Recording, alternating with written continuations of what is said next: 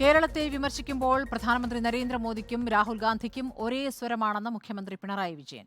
ഉത്തരേന്ത്യയിൽ നിന്നും ഒളിച്ചോടിയാണ് രാഹുൽ വയനാട്ടിൽ മത്സരിക്കാനെത്തിയത്. രാജ്യത്തെ നയിക്കാനുള്ള കരുത്ത് രാഹുലിന് ഇല്ല എന്ന വിമർശനം ശക്തമാണ്. കേരളത്തിന്റെ നേട്ടങ്ങളെ നുണകൊണ്ട് മൂടാനാണ് പ്രധാനമന്ത്രി ശ്രമിക്കുന്നതെന്നും മുഖ്യമന്ത്രി വിമർശിച്ചു.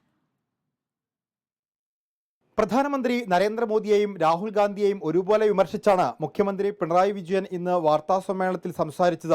സംസ്ഥാനങ്ങൾക്കുള്ള നികുതി വിഹിതം വെട്ടിക്കുറയ്ക്കാൻ സമ്മർദ്ദം ചെലുത്തിയ ആളാണ് പ്രധാനമന്ത്രി. പ്രധാനമന്ത്രിയും രാഹുൽ ഗാന്ധിയും കള്ളം പറയുകയാണ്. കേരളത്തിനെതിരെ സംസാരിക്കുമ്പോൾ മോദിക്കും രാഹുൽ ഗാന്ധിക്കും ഒരേ സ്വരമെന്നും മുഖ്യമന്ത്രി. ഉത്തരേന്ത്യയിൽ നിന്ന് ഒളിച്ചോടിയാണ് വയനാട്ടിലെത്തി രണ്ടാം തവണയും രാഹുൽ ഗാന്ധി മത്സരിക്കുന്നത്.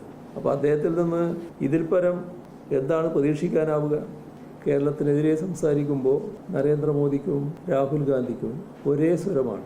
കേരളത്തിന്റെ നേട്ടങ്ങളെ നുണകണ്ട് മൂടാൻ പ്രധാനമന്ത്രി ശ്രമിക്കുന്നു. നീതി ആയോഗിന്റെ ചുമതലയിൽ ഇരുന്നാണ് മോദി കള്ളം പറയുന്നത്. ബീഹാറിനെ പോലെയാണ് കേരളം എന്നാണ് അദ്ദേഹം പറഞ്ഞത്. രണ്ട് സംസ്ഥാനങ്ങളെയും ഒറ്റയടിക്ക് പ്രധാനമന്ത്രി അപമാനിച്ചു. ഏത് ആധികാരിക റിപ്പോർട്ട് വെച്ചാണ് പ്രധാനമന്ത്രി കേരളത്തിൽ അഴിമതിയാണെന്ന പ്രസ്താവന നടത്തിയതെന്നും സംസ്ഥാനങ്ങൾക്കുള്ള നികുതി വിഹിതം വെട്ടിക്കുറയ്ക്കാൻ സമ്മർദ്ദം ചെലുത്തിയ ആളാണ് പ്രധാനമന്ത്രിയെന്നും പിണറായി വിജയൻ കുറ്റപ്പെടുത്തി. സംസ്ഥാനങ്ങൾക്കുള്ള നികുതി വിഹിതം വെട്ടിക്കുറക്കാൻ നരേന്ദ്രമോദി ധനകാര്യ കമ്മീഷന് മേൽ സമ്മർദ്ദം ചെലുത്തിയെന്നാണ് നീതി ആയോഗ് സിഇഒ തുറന്നു പറഞ്ഞത്.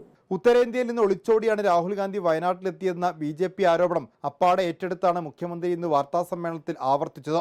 ദേശീയതലത്തിൽ ഇന്ത്യ മുന്നണിയെ അസ്ഥിരപ്പെടുത്തുന്ന പിണറായി രാഹുൽ വാക്പയറ്റ് BJP പ്രചാരണായുധമാക്കിയിട്ടും രാഹുലിനെതിരായ ആരോപണങ്ങൾ രൂക്ഷമായ ഭാഷയിൽ തുടരുകയാണ് മുഖ്യമന്ത്രി പിണറായി വിജയൻ.